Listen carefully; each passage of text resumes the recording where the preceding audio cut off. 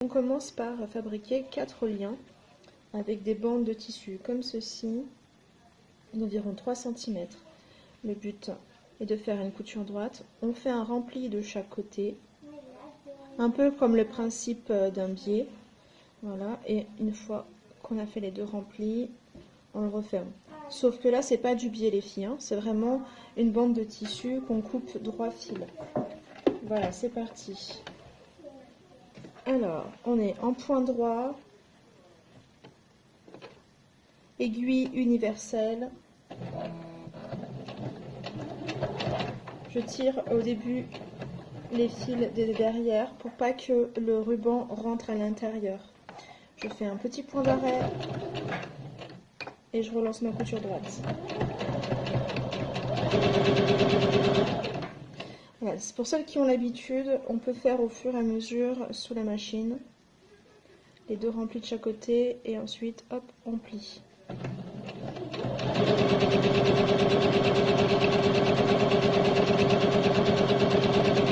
Pour celles qui sont moins à l'aise, vous pouvez faire les remplis, les marquer au fer, puis replier en deux et remarquer au fer.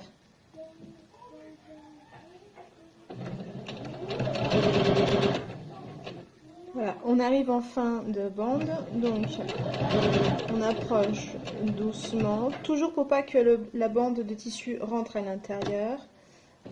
Je tiens vraiment l'embout, je fais mon point d'arrêt et je termine. Voilà, je lève le pied de biche et je coupe. On répète l'opération 4 fois pour avoir 4 bandes. Ensuite, on passe à l'assemblage. Donc, alors j'ai comme ceci mes 4 liens. Attention que comme on a coupé au milieu, on mette le bout avec le point d'arrêt à l'extrémité, donc à l'extérieur. Et là, on va venir placer les liens comme ceci. Donc il en faut 2 sur le haut et 2 vers le bas. On vient prendre les petites épingles. Et quand on met celui de face, on vient se poser dessus sans devoir mesurer en fait, hein, pour pouvoir avoir la bonne hauteur de chaque côté, pour pas avoir un masque trop bancal. Et on fait la même chose sur le bas. Et là sur le bas, je le mets un peu plus haut, d'accord, comme si j'avais, enfin voilà, 3 doigts, d'accord, 3 doigts pour le bas, 1 pouce pour le haut. C'est une indication de hauteur rapide sans devoir mesurer, d'accord. Donc j'épingle, hop, et pareil de l'autre côté, donc c'est la même chose. Je prends mon dernier lien et je viens me caler sur celui de gauche. Voilà, donc j'ai mes 4 liens qui sont épinglés sur les deux côtés. Voilà, comme ceci. Je vais les laisser pendre comme ceci au milieu et je vais venir mettre ma pièce de dessus. Un autre carré que je viens mettre bord à bord, d'accord, d'accord, voilà. Donc je viens cacher mes liens, par un autre carré de tissu en laissant bien les épingles dépasser. Je viens juste épingler les 4 coins, il n'y a pas besoin de vraiment épingler comme des malades, hein. Donc une fois que les 4 liens sont à l'extérieur, je l'enfile comme ceci sur la machine.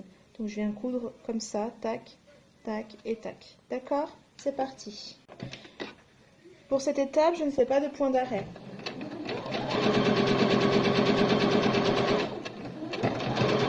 J'essaie de coudre correctement. Donc j'arrive proche du coin, comme ceci. Donc je viens piquer. Et une fois que j'ai piqué, je soulève mon pied de biche et je tourne mon travail. D'accord? Ça, c'est une technique qu'on avait vue ensemble. C'est pour la couture dans le coin, en angle. J'abaisse mon pied de biche et c'est reparti.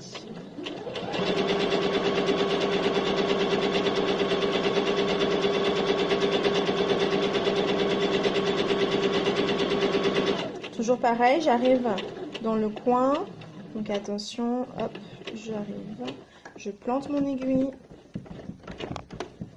comme ceci, je lève mon pied de biche et je retourne le travail. J'enlève les épingles quand elles me gênent, et puis c'est parti, je finis ma couture.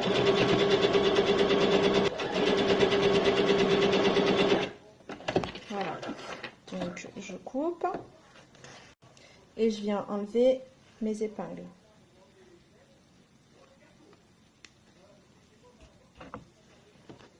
Comme ceci.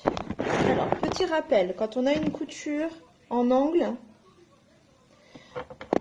on vient cranter, je sais pas comment, voilà, là vous verrez bien, on vient cranter, hop, le coin. Attention à ne pas couper trop au bord de votre couture. Donc on fait les deux, c'est pour avoir les angles bien nets. Hein. Je fais un petit rappel, voilà. Donc en fait, j'ai mes deux coins, comme ceci, qui ont été crantés.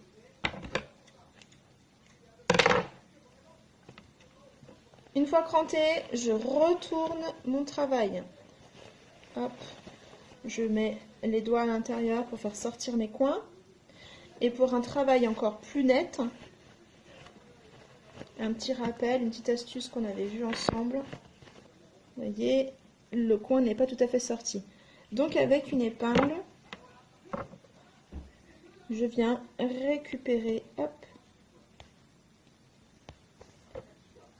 le coin. Je fais pareil des deux côtés. Vous voyez, si on ne fait pas ça, si on n'a pas cranté et qu'on ne sort pas correctement le coin avec l'épingle, on aura des bouts arrondis et pas tout à fait à angle droit. Pour que le travail soit plus net, pensez-y. Une fois retourné, on a bien nos deux liens de chaque côté. Voilà, de chaque côté, on a les deux liens. D'accord, qui sont bien sortis. Il suffit que je rajoute en fait mon molleton que j'insère à l'intérieur. Hop, je fais rentrer de chaque côté, d'accord? J'ai juste à le rentrer, je le marque un petit peu au doigt avec l'ongle. Voilà, je ne sais pas si vous entendez, mais je le fais glisser pour que ça marque un petit peu, que ce soit plus facile. Et là, à ce moment-là, je viens épingler. Donc un petit peu, quelques-unes sur tout le long, parce que pareil, c'est une matière qui est facile à coudre, donc pas forcément besoin de donner un coup de fer ou d'épingler un maximum sur la longueur. Voilà, 4 épingles pour moi suffisent. Et là, il suffit juste de faire une couture droite. Donc on vient fermer notre assemblage. Hop. Là, par contre, je reviens, je fais mon point d'arrêt. Et je viens coudre sur le bord.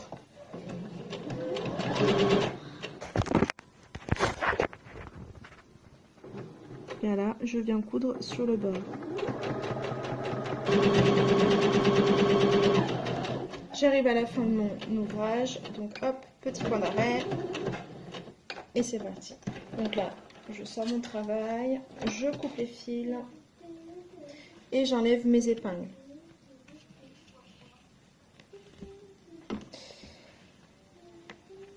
Mais le masque n'est pas fini pour autant. Il faut qu'on vienne faire des plis, comme ceci. D'accord? J'essaie de vous le montrer autrement. Hop, je le plie, hop, comme ceci. Et je garde une valeur, toujours avec les doigts, pour un gain de temps. C'est mon unité de mesure, j'utilise mes doigts. Donc deux doigts pour les plis. Hop, je le passe sous la machine. Et là, il faut que ce soit bien solide. Donc je fais un point d'arrêt. Je fais un point d'arrêt. Hop, et c'est parti.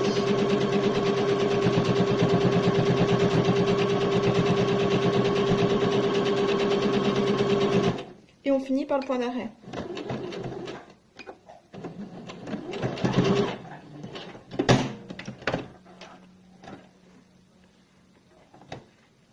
Voilà. Ensuite, on a une première nervure et il faut en faire deux autres. Donc pareil, à partir de la première nervure, je viens mesurer avec deux doigts et je plie. D'accord? Et c'est reparti.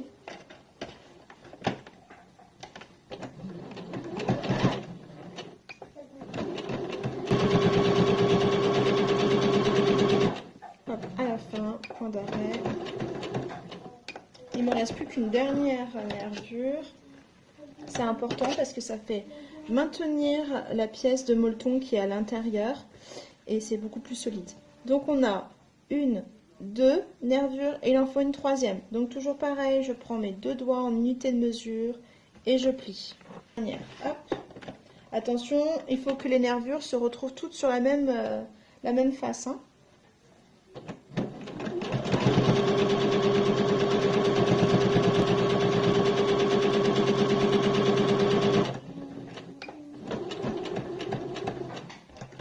Voilà, donc on a une, deux, trois nervures et maintenant on n'a plus qu'à plier. Donc on va venir plier, hop, comme ceci.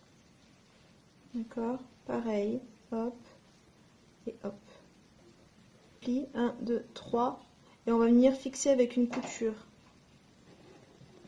Alors, à cette étape, vous pouvez avoir un souci avec la gestion de votre épaisseur. Il sera peut-être nécessaire en fait de changer d'aiguille. Là, moi, elle est universelle et j'ai une bonne machine, le moteur est assez puissant. Mais sur vos machines familiales, peut-être qu'il sera nécessaire de prendre une aiguille pour tissu lourd. Donc, point d'arrêt. Voilà, j'ai mon point d'arrêt. Je viens couper et on fait la même chose de l'autre côté. On essaie d'avoir des plis similaires sur la gauche et sur la droite. On ne fait pas de la haute couture, mais on essaie de faire un joli travail quand même. Pour pas avoir un masque bancal. D'accord, donc là j'ai ma première couture. Et on va faire pareil de ce côté-là. Donc on est sur le deuxième côté, on fait tous les petits plis. Hop, c'est parti. Point d'arrêt. Et couture droite. Voilà, le point d'arrêt. On enlève et c'est terminé. Donc vous pouvez le laver à plus de 60 degrés jusqu'à 90, ça craint rien. Donc il suffit hop d'ouvrir. Et voilà les filles, c'est terminé. Donc vous avez un masque en tissu. Je suis désolée pour les bruits parasites, mais j'ai mes deux petits garçons à la maison. Et je suis toute seule puisque mon mari a repris le travail sur les chantiers. Donc voilà, je vous dis prenez soin de vous et à bientôt.